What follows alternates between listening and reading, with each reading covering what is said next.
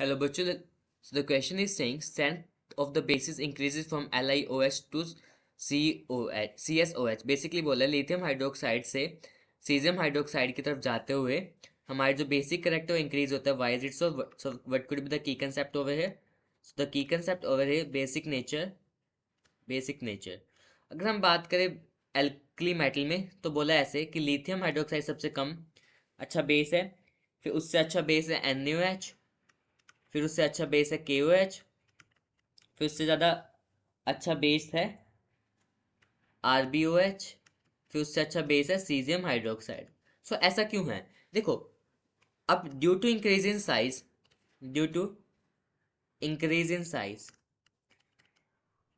जैसे जैसे हम डाउन द ग्रुप जाएंगे साइज बढ़ेगा और हमारी आयोनाइजेशन एंथैल्पी क्या होगी? डिक्रीज होगी. Ionization enthalpy decreases. Ionization enthalpy decreases. Why is it so? देखो, आयोनाइजेशन एंथैल्पी बेसिकली कि कितनी एनर्जी हमें लगेगी इलेक्ट्रॉन को लूज करवाने में. तो जितना बड़ा साइज होगा, जितना इलेक्ट्रॉन न्यूक्लियस से दूर होगा, उतनी कम एनर्जी. तो सीजियम की आयोनाइजेशन एंथैल्पी सबसे ज्यादा है as compared to lithium, sodium, potassium and rubidium.